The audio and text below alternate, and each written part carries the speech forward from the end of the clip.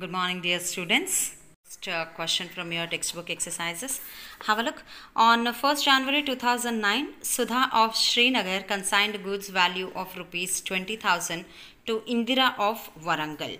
So here Sudha of Srinagar is the consignor and Indira, who belongs to Warangal, is the consignee. Okay, so consignor is Sudha and consignee is Indira.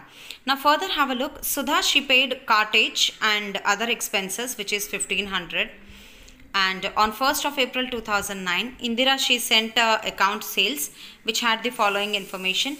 What Indira has told in her statement, that half of the goods are sold for 15,000 and Indira, she has incurred expenses of 750, and Indira, she is supposed to get a commission of 5% on sales. Okay. Further in the question, what is asked is, bank draft was enclosed for the balance due. Prepare necessary ledger accounts in the books of Sudha. So be very specific, dear students, when you are solving the sum. We are asked only to do the ledger accounts in the books of Sudha. So Sudha, being the consignor, will prepare 3 accounts, that is consignment account, consignee's account, and goods sent on consignment account. So here goes in the books of Sudha. This is Warangal consignment account. So that I have mentioned, debits and credits are put, particular amount in rupees, particulars amount in rupees. Now let us start. I haven't kept the date column, but if you want, you can put the date column as well, and that's going to be 1st of Jan 2009. Better you do that, put it. So first, what has happened in the question is goods which are sent on consignment. Goods sent on consignment, how much worth? 20,000. Goods sent on consignment account. How much is the value of goods sent? It is 20,000. We are preparing this consignment account to know whether Sudha, she made a profit or loss on this consignment. Then what has happened in the question, if you see, given are the expenses which are paid by Sudha. How much is it? 1500. So it's going to be cash or bank account. In the brackets mention expenses incurred by consignor. Expenses by consignor. How much? 1500. So we'll mention that. Next comes expenses which are put by the consignee. What is the name of the consignee? Indira.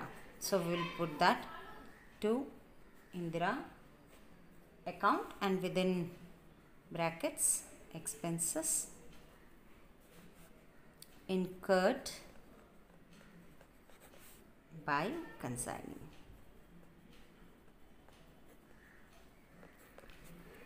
How much is it in the question given? Indira has incurred expenses 750. We'll put that 750, and after that comes the commission. Commission, again it goes to the consignee. Name of the consignee you will write. So wherever as per the format you have learned consignee, you will put the name of the consignee there. So within brackets just mention as commission. Okay. How much is the commission she is supposed to get?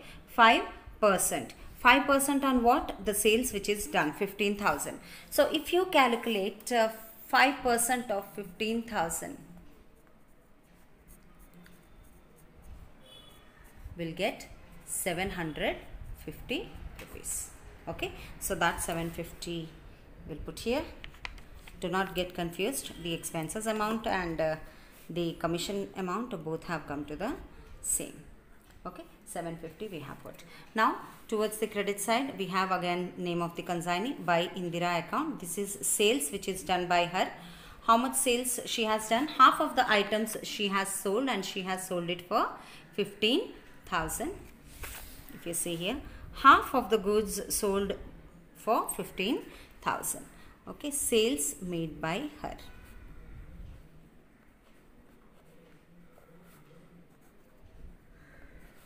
Next we have the consignment stock, or let us say stock on consignment. This is the valuation of stock which we have to do, because only half of the stock she has sold. So we need to find out what is the worth of remaining half of the goods at the time of sales. So here we are going to prepare the valuation of stock. I have already made the format, particulars, amount, and amount is put.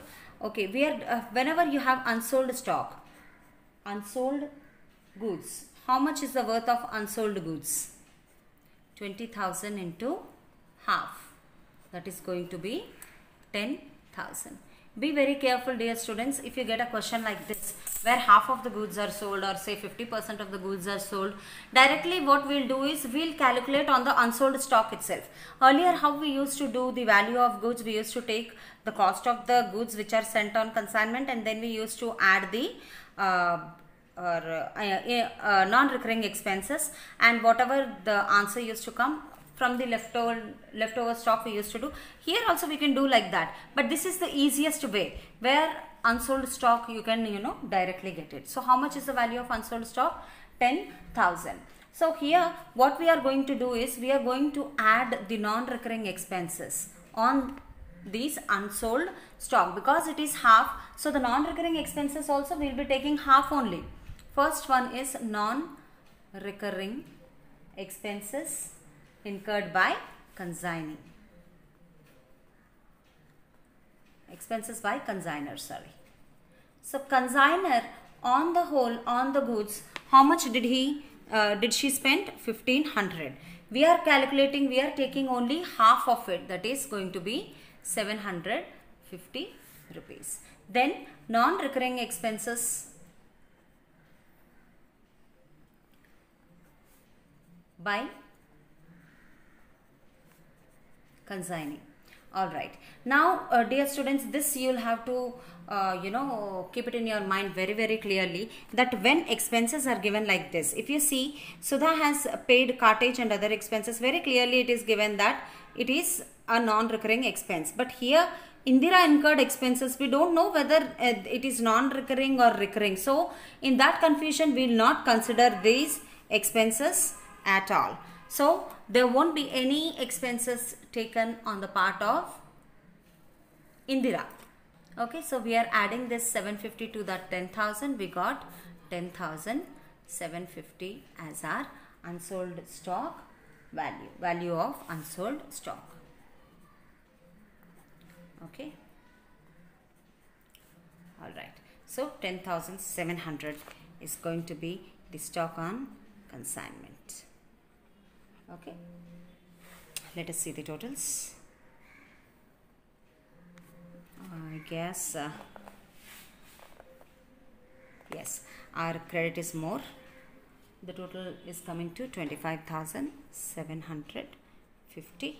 We'll put the same thing on the debit side. So it is a profit which is incurred by Sudha, and the difference amount we are getting towards the debit side. That is why it is said as the profit. I mean, whatever amount she has invested and whatever amount is still with her, it's going to be with her when we compare it. Because debit is less, we'll write profit and loss account here. Profit and loss account, and within brackets just mention whether it is profit or loss. If the difference figure is towards the debit, it's going to be profit, and towards credit, it's going to be vice versa. When we add all these amounts and deduct from this amount the total on the credit side, the difference amount is going to be 2,750 rupees. So this is our profit.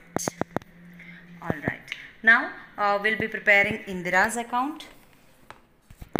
Indira's account, we don't have any advance amount, no bills receivable, no cash or bank. We have a by consignment account. You can write consignment to Warangal, or consignment account straight away. Within brackets mention expenses by her. How much did she put? 750. And again by consignment, commission which has to go to Indira. Commission also 750.